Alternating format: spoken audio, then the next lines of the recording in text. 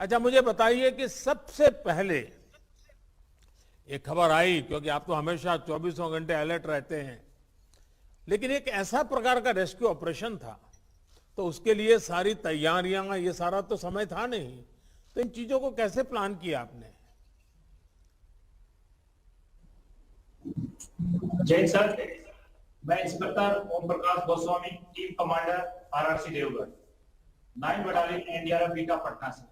मुझे एसडीएम देवगढ़ द्वारा सूचना मिली कि त्रिकूट का रोपवे खराब हो गया है और उसमें कहीं पर्यटकों के फंसे होने की संभावना है। मैंने तुरंत अपनी अलर्ट टीम को लेकर 1835 बजे वहां पे पहुंचा और मैंने देखा कि स्थानीय लोग और स्थानीय जो प्रशासन है वो रेस्क्यू वर्क में लगे हुए हैं। हमारी टीम भी तुरंत समय खराब किए बिना रेस्क्यू वर्क में जुट गई और उसी दौरान हमने एक पुरुष और एक घायल महिला को रेस्क्यू किया और सुरक्षित मेंटेनेंस ट्रॉली के माध्यम से उसको नीचे लेके आए और फर्स्ट एड देने के बाद उसको ब्रदर हॉस्पिटलाइज कर दिया गया। उसके बाद मैं एज ए टीम कमांडर गया और टीम घटनास्थल का मैंने जायजा लिया, देखा कि अंधेरा काफी हो चुका था और जो फंसी हुई जो ट्रॉलियां थी ग्राउंड लेवल से काफी हाइट पे थी, तो उस समय में फोकस करना बड़ा मुश्किल लग रहा था। तो हमें जिला प्रशासन से निर्देश मिला कि अभी रात में जो फंसी हुई ट्रॉलियां हैं उनको खाना और पीना की व्यवस्था करना है। तो हमारे जवानों द्वारा इमरजेंसी ट्रॉली जो कि फंसी हुई ट्रॉली के समानांतर लगी हुई है, उसी ट्रॉली में राशन लेके हमारे जवान गए और सभी से बात की। फंसी हुई 12 ट्रॉलियों में से 6 ट्रॉलियों में हम गए और जवानों को थ्रोइंग मेथड से पानी की बोतल और बिस्किट वगैरह सर्व किया। साथ ही साथ लाउड हेलर से हमने सभी को संतावना देते रहे कि आप डटे रहिए, हम आपका जल्दी रेस्क्यू कर लेंगे। नेक्स्ट ये कार्रवाई हम लोग रात भर करते रहे। उसके बाद में अर्ली मॉर्निंग दूसरे दिन हमारी एनडीआरएफ की एक नेक्स्ट टीम आ गई, वो भी रेस्क्यू वर्क में जुड़ गई। साथ ही साथ एयरफोर्स ने भी अपना रेस्क्यू अभियान शुरू कर दिया था। इसी दौरान ग्राउंड लेवल से एनडीआरएफ के साथ साथ आईटीबीपी, आर्मी, सभी एजेंसियों ने मिलकर रोप, हार्नेस, कैराबिनर और कुर्सी को ट्रॉली बनाकर रोप के सहारे कैराबिनर से 11 लोगों को रेस्क्यू किया गया और उनको पीएचडी दी गई और फर्दर हॉस्पिटल उनको भेजा गया। और इस दौरान रात में भी एनडीआरएफ दूसरे दिन भी सेम जो फर्स्ट दिन कार्रवाई की वही, उन्होंने पानी और भोजन की व्यवस्था कंटिन्यू करते रहे। और नेक्स्ट तीसरे दिन एयरफोर्स ने अपना काम किया और रेस्क्यू खत्म किया। सर लास्ट में मैं यही कहना चाहता हूं कि ये ऑपरेशन बहुत ही कठिन था, लेकिन हमारी जितनी भी एजेंसियां ग्राउंड पे काम कर रही थी उनके आपसी तालमेल समन्वय से ही ये ऑपरेशन खत्म हो पाया है। और सर हमारा एनडीआरएफ का एक मोटो है, आपदा सेवा सदैव सर्वत्र, उसमें हम सफल रहे हैं। Thank you sir. जय हिंद सर। ओम प्रकाश जी, आप लोग तो इस साहस से भरे हुए हैं, ट्रेनिंग भी है, ये तो एक बिल्कुल ही इस प्रकार का कभी ट्रेनिंग में आया नहीं, एक प्रकार से नए प्रकार की चुनौती आई। अच्छा, ट्रॉली के अंदर फंसे लोगों का हौसला बनाकर रखना भी एक बहुत बड़ी चुनौती था। क्या आपको उसको भी हैंडल करना पड़ा क्या? ट्रॉली में जो लोग फंसे थे कि वो शिकायत करते होंगे, चिल्लाते होंगे, रोते होंगे, बड़ी कठिनाई से गुजार रहे होंगे। जी जी सर इसमें जो मेंटेनेंस ट्रॉली थी उसी में हमारे रेस्क्यूअर्स बैठे और जो कि फंसी हुई ट्रॉली के समानांतर जो रोप लगी हुई थी उसी ट्रॉली में हमारे रेस्क्यूअर गए और उसका डिस्टेंसिंग कम से कम 20 मीटर का था। तो उसी से हमारे रेस्क्यूअर ने उनसे बात की कि आप ठीक है, कितने लोग हैं, बच्चे हैं, लेडीज है, वो सारी बात करते हुए 12 ट्रॉलियों से टोटल बात हुई। लेकिन जो फूड की व्यवस्था है वो 6 ट्रॉलियों में हम पहुंच पाए। बाकी 6 ट्रॉलियों की हाइट बहुत ज्यादा होने की वजह से हम बोतल वगैरह या फूड पैक के पास थ्रो नहीं कर पाए। आपके एनडीआरएफ के सभी जवानों को मेरी तरफ से बधाई है। आपके साहस को पूरा देश सराह रहा है।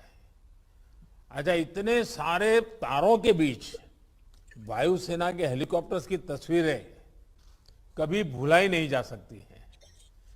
मैं एयरफोर्स के साथियों से भी बात करूंगा, जरा वायुसेना के साथियों में से मैं बातचीत करना चाहूंगा।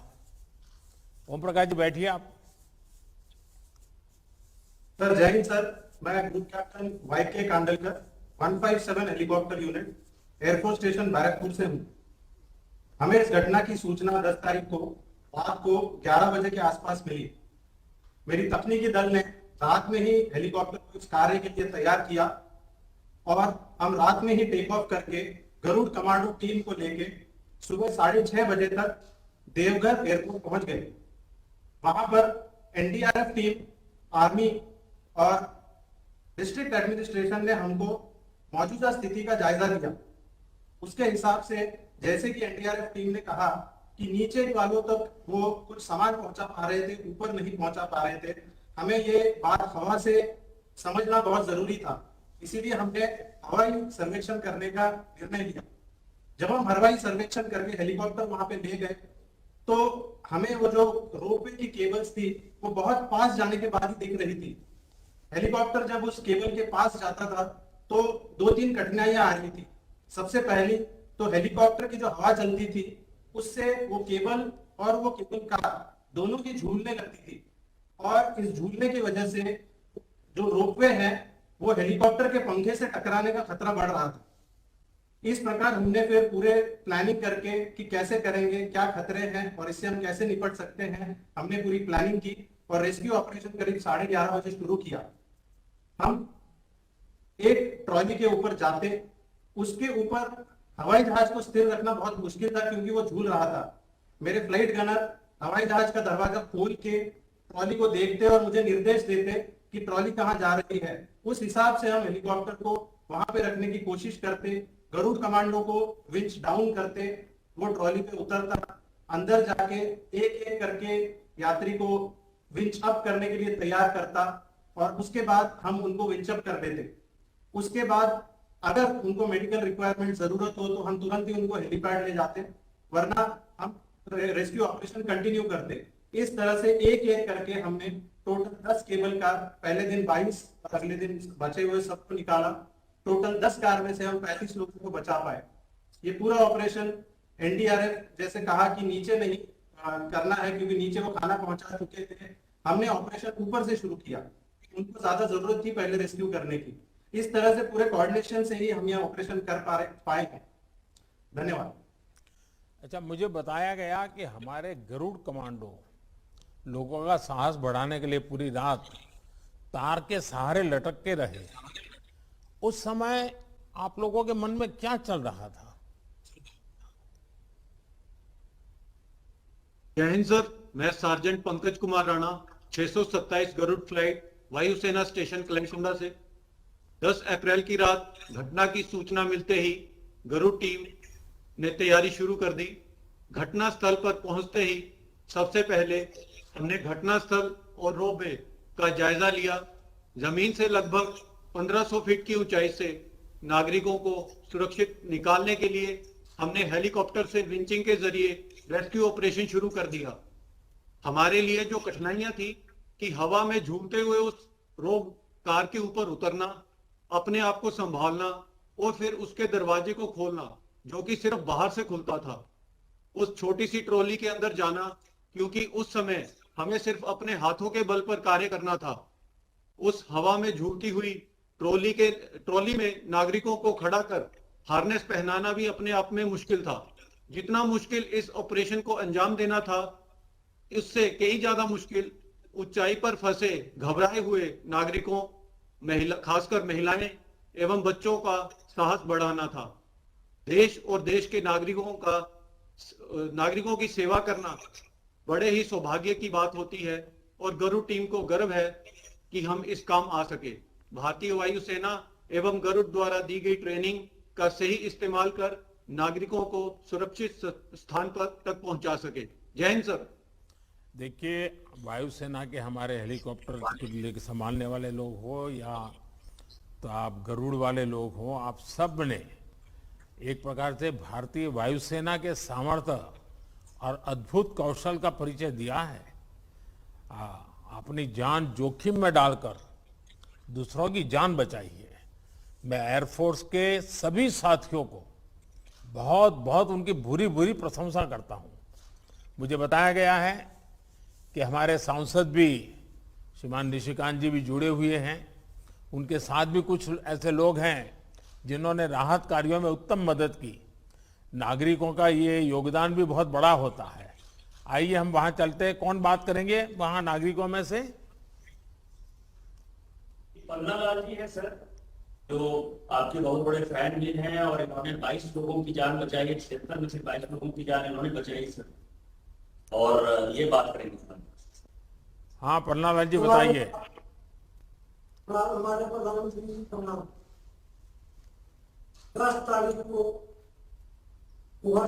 आप क्या करते हैं पन्ना लाल जी? हम एक छोटा कर्मचारी है बताइए। तो 10 तारीख को एक घटना हुआ 4:30 बजे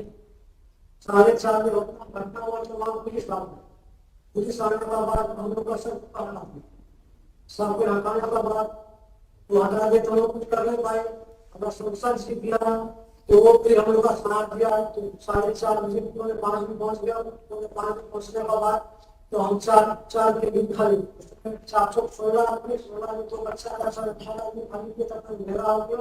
अंधेरा होने के बाद तो हम लोग तो थोड़ा हेलीकॉप्टर आया तो हम लोग का सांस निकल गया।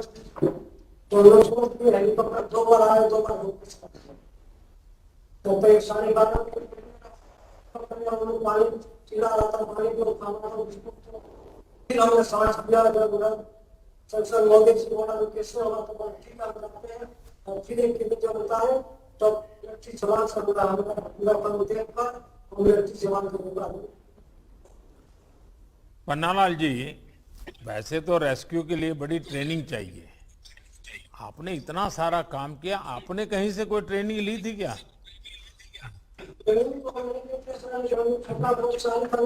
कहाँ से खाना खा गया, क्या हुआ, रस्सी पर पहाड़े से काटे तो हम नहीं छिपा गए। देखिए, आप सब जो नागरिक वहां बैठे हैं, आप सबने खुद रात काम किया है। दूसरों की मदद और सेवा भाव ये हमारी परंपरा, हमारी संस्कृति का अभिन्न हिस्सा है। आपने मानवता का बहुत पुण्य काम किया है। बाबा का आशीर्वाद आप सब पर बना रहे, यही मेरी कामना है। अब मैं जरा आईटीबीपी के जाबाजों से भी बात करना चाहता हूं। आईटीबीपी के जवानों से बात करूंगा। जय सर, मैं इंस्पेक्टर अनंत कुमार पांडे, 40वीं वाली आईटीबीपी से। हमें घटना की जानकारी मिलते ही हम लोग घटनास्थल के लिए रवाना हुए। करीब रात में 2:40 पर हम वहां पर पहुंच गए। सिविल प्रशासन के साथ समन्वय स्थापित करने के बाद एक लोकल की मदद से हम रेस्क्यू पॉइंट के लास्ट पॉइंट तक गए। वहां जाने के बाद जो नजदीकी 2 टॉरी थी उनसे हमने बात की, और जो बची हुई 10 टॉरी थी उनसे हमने ड्रैगन लाइट की मदद से संपर्क स्थापित करा, ताकि उन्हें कॉन्फिडेंस बिल्डअप हो जाए कि हमें बहुत जल्दी ही निकाल लिया जाएगा। फिर हमने उस पूरे एरिया की रैकी करने के बाद लगभग उजाला हो गया था। एरिया रैकी स्टार्ट हो गई थी, लेकिन एयर और कंडीशन इतनी खराब थी कि स्टार्टिंग की एरिया रैकी को खास सफलता नहीं मिल पाई, जिसके कारण आईटीबीपी का ग्रुप लोकल के साथ मिलकर इम्प्रोवाइज तरीके से एक रास्ते को हमने पुली की मदद से ऊपर जो रोप था उस पर डाला, और जिसकी मदद से हमने नंबर 1 टॉरी पर वाटर बोटल्स और रिफ्रेशमेंट का सामान पहुंचाया। उसके बाद सिविल प्रशासन से हमने बात करके ड्रोन मंगवाए, क्योंकि लास्ट नाइट सिविल प्रशासन ने ड्रोन को ऑपरेट किया था, लेकिन वो सक्सेसफुली ऑपरेट नहीं कर पाए थे। हमारी जो यूनिट है वो एंटी नेक्सस ऑपरेशंस में है, तो हमें ड्रोन का अच्छा एक्सपीरियंस था, तो हमने ड्रोन की मदद से रस्सी को ऊपर पहुंचाया, और उसकी मदद से हमने वाटर बोटल्स वगैरह ऊपर पहुंचाई। उसके बाद जो फर्स्ट टॉरी जहाँ पर रस्सी पहुंच चुकी थी, वहां से हमने सिविल सोर्सेज और सिविल कॉर्पोरेशन की मदद से 4 लोगों को रेस्क्यू किया। ये 4 लोगों का रेस्क्यू करना इस पूरे ऑपरेशन का मेन टर्निंग पॉइंट था, क्योंकि काफी लंबे समय बीत चुका था और कोई रेस्क्यू नहीं हुआ था, सबका मोरल डाउन था। वहां उस कंडीशन में हमारा सबका मोरल बहुत अप हुआ, और फिर एक ऑपरेशन में फ्लो आ गया, और फिर कंटिन्यू हमारे हेलीज ने लोगों को रेस्क्यू करना स्टार्ट कर दिया। उसके बाद जिन ट्विस्टर को रेस्क्यू किया जा रहा था, उसके लिए हमारी medical team last rescue point पर हेलीपैड पर अवेलेबल थी, जिनको की प्राथमिक उपचार दिया जा रहा था। और टेयर इतना खराब था कि सर 4 लोग जो ऊपर चढ़ चुके थे वो नीचे नहीं आ रहे थे, तो हमारी आईटीबीपी के ग्रुप ने उनको वहाँ वाटर बोटल्स रिफ्रेशमेंट के सामान बिस्किट और केक वगैरह पहुंचाए। और पीछे भीड़ बहुत ज्यादा होने के कारण हमने एक अपनी छोटी टुकड़ी सिक्योरिटी में लगा दी थी, ताकि कोई भी सिचुएशन पैनिक ना हो, सबको अपने कॉन्फिडेंस पे रखें। और अंत में मैं यही कहना चाहूंगा कि आपके संबोधन से हम सब में एक नई ऊर्जा का संचार हुआ है, और मैं सभी का धन्यवाद व्यक्त करता हूँ। और भारतीय सीमा पुलिस अपने देशवासियों के लिए सर्वप्रथम और सदैव तत्पर रहेगी। जय हिंद सर, थैंक यू। देखिए, इस दुर्घटना में बच्चे भी फंसे थे। क्या उनके लिए आप लोगों ने अलग से कोई रणनीति बनाई थी क्या बच्चों के लिए? सर, जो पंद्रह जी हैं वो हमारे गाइड का काम कर रहे थे, तो उन्होंने हमें बताया कि सर इस ट्रॉली में बच्चे ज्यादा हैं, तो हमने सबसे पहले उन्हीं ट्रॉली में पानी वगैरह पहुंचाया और उनसे हमारी रात में बात भी हुई। रात में हमने काफी टाइम उनके साथ उन पत्थरों में बिताया और उनसे बात की ताकि वो परेशान ना हो। अच्छा, मुश्किल से मुश्किल चुनौती के सामने अगर हम धैर्य के साथ काम करते हैं तो सफलता भी मिलती है। आप सभी ने इस रेस्क्यू ऑपरेशन के दौरान जिस धैर्य का परिचय दिया है वो अतुलनीय है। इसके लिए आप सभी प्रशंसा के अधिकारी हैं। हमारे साथ स्थानीय प्रशासन से जुड़े लोग भी हैं, उनसे भी बात करते हैं। स्थानीय प्रशासन से कौन बात करेंगे? माननीय प्रधानमंत्री महोदय, नमस्कार। मैं मंजुनाथ भजंत्री, डिस्ट्रिक्ट मजिस्ट्रेट देवघर बात कर रहा हूँ। सर, उस दिन सूचना जैसे ही हमको मिल गया तो हम वहाँ तुरंत एसडीओ को भेज दिए और उसके बाद एनडीआरएफ को भी इंफॉर्मेशन देते हुए मैं और एसपी साहब वहाँ पहुँच गए और सिचुएशन का हमने सबसे पहले असेस किया। फिर उसके बाद हम सोचे कि ये नेक्स्ट कोर्स ऑफ एक्शन क्या रहना चाहिए। और वहाँ कुछ लोग जो हम लोगों ने रेस्क्यू किया था उनको तुरंत हम लोग हॉस्पिटल भेज दिए। फिर सभी लोगों से बातचीत करने के बाद वहाँ जो केबल कार के कंपनी के जो एक्सपर्ट्स हैं, फिर उसके बाद एनडीआरएफ के टीम की वजह से फिर उनसे और जो लोकल टीम वहाँ लोकल लोग जो है उनसे बातचीत करने के बाद हम लोग यही नतीजे पे आए कि इनका रेस्क्यू जो है एरियल सर्वे से किया जा सकता है, ये और दूसरा कोई माध्यम नहीं है। तो हम लोगों ने तुरंत राज्य सरकार को इसको सूचना दिया। फिर वहां से भारत सरकार से अनुरोध किया गया कि जल्द से जल्द राहत हमको किया जाए। तो फिर हम लोग उस दिन सबसे बड़ा चैलेंज था कि वहां जैसे सर आपने बताया कि उनका हौसला, वहां जो फंसे हुए लोग हैं उनका हौसला कैसे रखें, तो कीपिंग द होप अलाइव, ये हमने तुरंत क्या किया कि वहां के जितने भी हमारे एनडीआरएफ टीम थी, वहां जो केबल की कंपनी थी, वो जो एक पैरेलल मेंटेनेंस ट्रॉली के माध्यम से वहां लाइट और राहत का पानी पहुंचवाना। फिर उसके बाद हम लोग कोशिश किए बहुत टॉप लेवल पे जहां था, जहां पहुंचाया नहीं जा सकता था, तो वहां पे भी हम लोग लाउड स्पीकर से बात किए। और हमको क्योंकि नेक्स्ट डे एयरफोर्स आने वाली थी, तो उसके लिए हम लोग पहले ही थोड़ा स्टडी कर ले कि कौन सा ट्रॉली में कितने लोग हैं और किस तरह के लोग हैं और उनका क्या स्थिति है, बच्चे तो नहीं है। तो वो सारा चीज हम लोगों ने पहले ही बना दिया।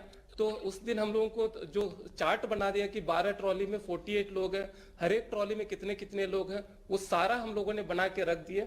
तो फिर नेक्स्ट डे जो है, जैसे एयरफोर्स आई उससे पहले ही हम लोगों ने सभी जगह टेम्पररी हेलीपैड तैयार कर दिए थे। फिर उसके बाद एयरपोर्ट में जो चाहिए सारा कोऑर्डिनेशन जो रहना है वो कर दिए थे। और उस दिन सुबह सुबह जब आईटीबीपी और एनडीआरएफ की एडिशनल टीम भी जब आई, इंडियन आर्मी भी आई, तो वो सभी लोग जाते थे, देखते थे, अरे ये तो इतना ऊपर है, कैसे निकाल पाएंगे। तो सब लोग आते थे, बोलते थे हाँ ये तो एरियल से ही निकल सकता, और कोई रास्ता है नहीं। तो फिर हम लोगों ने एयरफोर्स जब आई सर, तो इसका रेस्क्यू शुरू हुआ। उस दिन 33 लोगों का जो फर्स्ट डे रेस्क्यू हुआ। और उस दिन सर एक घटना मैं बताना चाहता हूँ कि सुबह सुबह मुझे लगभग 4 बजे जो कॉल आया, क्योंकि हमने भी रात को जिन से कॉल हुआ था उन सब से बात किए थे। तो एक व्यक्ति बोले कि सर हमको जल्दी निकालिए ना, क्योंकि हमको सुबह सुबह हमारे घर में बच्चे का स्कूल बोर्ड एग्जाम है। तो मैंने उससे मुझे कॉन्फिडेंस भी आया कि इनको पूरा हौसला है, हम लोगों ने जो भी दिया है वो सारा चीजें इन लोगों के पास। फिर और एक व्यक्ति ने जो रात को 2 बजे हमने फोन किया था, तो वो सुबह लगभग 4 या 5 बजे मुझे फोन करके वो बताया कि आप बता रहे हैं कि हेलीकॉप्टर आ रही है, ये क्या नौटंकी चल रही है, हमको क्यों नहीं आ रही है। तो सर हमने बताया कि नहीं नौटंकी नहीं, हम लोग तो आने वाली है, जैसे सनराइज होगा तो आएगा। तो उन्होंने बताया कि जल्दी से हम कब तक बैठे रहेंगे यहाँ, जल्दी से बुलाए। तो फिर हमको लगा कि इनका सभी का हौसला है और इनका होप पूरा है और हम लोग कर पाएंगे सर। और इसके माध्यम से फिर बाद में हम लोगों ने सारे ब्रीफिंग, जिसको मीडिया को भी जो प्रॉपर कम्युनिकेशन होना चाहिए वो सारा चीज किए। और जितने भी मल्टी एजेंसीज है सर, एनडीआरएफ, इंडियन एयरफोर्स, फिर उसके बाद आईटीबीपी, इंडियन आर्मी, इन सब के साथ समन्वय बनाया सर। फिर नेक्स्ट डे जो है हम लोग रिमेनिंग लोगों को भी किया सर। और उस दिन जब एक व्यक्ति को नहीं बचा पाए, तब तक सनसेट हो रही थी, तो हमने अनुरोध किया कि आज इसको क्लोज किया जाए, नेक्स्ट डे हम लोग करें। और रात के दौरान हम लोग फिर से ड्रोन से उनको जो भी खाना वाना, पानी, जितना लोगों को हम लोग पहुंचाया जा सकता पहुंचाए सर। और फिर उसके बाद लास्ट डे जो है ये किया गया सर। और इसके लिए सर मैं जिला प्रशासन की तरफ से सर आपको बहुत बहुत धन्यवाद देता हूं सर। और जितने फोर्सेस सभी लोग आए थे उन सभी लोगों को बहुत बहुत धन्यवाद देता हूं sir. Thank you sir. Manjunath ji, आपका तो टेक्नोलॉजी का बैकग्राउंड रहा है, इस रेस्क्यू ऑपरेशन में आपकी इस पढ़ाई का भी उपयोग हुआ क्या? यस सर, क्योंकि सर प्लानिंग में हम सोच रहे थे कि सर वहाँ वो जो इतना स्टीप क्लिफ था ऑलमोस्ट 90 डिग्री, और वो जो 45 डिग्री एंगल पे वो रोपे था, तो उस समय लग रहा था कि सही में इवन जब अगर एयरफोर्स भी आएगी थी हम लोग कैसे कर पाएंगे, वो चिंतित थे हम। उसके बाद जो हमको प्लानिंग में खासकर यूज हुआ सर, उस समय रात को ही हम लोग पहले ही पूरा तैयारी करके रख दे, एक एक ट्रॉली में क्या क्या कौन लोग हैं और उनका क्या स्थिति है, ताकि सुबह रेस्क्यू करते वक्त उनको पता चले कि कहाँ बच्चे हैं, कहाँ महिलाएं हैं, तो वहां ज्यादा फोकस करें सर। और इतना ही नहीं सर, वो उसका हम लोगों ने वीडियो बनाया, जो ट्रॉली जो है हर एक ट्रॉली का उसका डायमेंशन रफ और पूरा 360 डिग्री एंगल, और वो इंडियन एयरफोर्स के हम लोगों के जो ग्रुप कैप्टन साहब थे उनको दे दिया सर, ताकि वो लोग अपना स्ट्रैटेजी बना पाए, कैसे किस तरफ आउटसाइड डोर है, कितना केबल से जो सी है उसको अंदर कैसे जाना है, उन्होंने उसकी स्ट्रैटेजी बना के वो लोग कर पाए सर। देखिए, इस तरह के हादसे दोबारा ना हो ये बहुत जरूरी है। इस हादसे से जुड़े जो भी आपके अनुभव है उसकी जानकारी बहुत अहम होगी। स्थानीय प्रशासन के अन्य लोगों को भी आप मेरी तरफ से साधुवाद दीजिएगा। अब मैं अपनी थल सेना के जाबाजों से बात करना चाहता हूं। आइए थल सेना के सब जवानों से बात करते हैं। जय हिंद सर, मैं brigadier Ashwini Nayyar, deputy GOC 23 infantry div. हमारा कॉलम 10 ऑफिसर्स, 9 जेसीओस, 97 ओआर। हम सुबह 4 बजे 11 अप्रैल को घटना स्थल पर पहुंचे। पहुंचते ही डिस्ट्रिक्ट एडमिनिस्ट्रेशन, डीसी साहब, एसपी साहब ने हमारे कॉलम को ब्रीफिंग दी कि इस समय 12 ट्रॉलीज में 48 नागरिक फंसे हुए हैं। हमने तुरंत उसी समय मेंटेनेंस ट्रॉली के जरिए सभी ट्रॉलीज की रैकी की। दूसरी रैकी सुबह होने के बाद 6:30 बजे की गई। फिर हमने सभी एजेंसीज के साथ कोऑर्डिनेट करके ये प्लान बनाया कि जो पहली 4 ट्रॉलीज हैं उनकी हाइट लगभग 150 से 200 फीट थी। तो हमने ये प्लान बनाया कि इनको हम मैनुअल इंटरवेंशन से, हमारे कमांडोज और हमारे घातक, इनको हम वापस निकालेंगे। और बाकी जो 8 ट्रॉलीज हैं जो कि 600 से 2000 फीट की हाइट पर थी, उनको भारतीय वायुसेना उनको विंचिंग ऑपरेशन से निकालेगी। इसके लिए हमारे घातक जाबाज जो पाइलन था उसको 200 फीट ऊपर चढ़े और फिर रोपवे के साथ क्रॉल करते हुए ट्रॉली तक पहुंचे। ट्रॉली का दरवाजा खोला और लोगों से मिलके वहां से 200 फीट नीचे तक हमने रोपवे डाला और वहां से नागरिकों को कंट्रोल्ड रूप से बांध के स्लिदर कराया और इस तरह से 11 नागरिक पहली 4 ट्रॉली से निकाले। उसके साथ साथ मेडिकल टीम्स जो मेकशिफ्ट हेलीपैड पर थी उनके साथ कोऑर्डिनेट किया ताकि एयरफोर्स के जो हेलीकॉप्टर्स हैं उनको शॉर्टेस्ट डिस्टेंस पे एक शटल मिल सके। और सभी एजेंसीज ने, ITBP, air force, army, NDRF, local administration, सभी ने मिलकर इसको एक बहुत ही कोऑर्डिनेटेड ढंग से इस ऑपरेशन को अंजाम दिया। जय हिंद सर। ये बहुत ही अच्छी बात है कि आप सभी ने तेजी से काम किया और बहुत ही कोऑर्डिनेटेड ढंग से किया, प्लानिंग करके किया।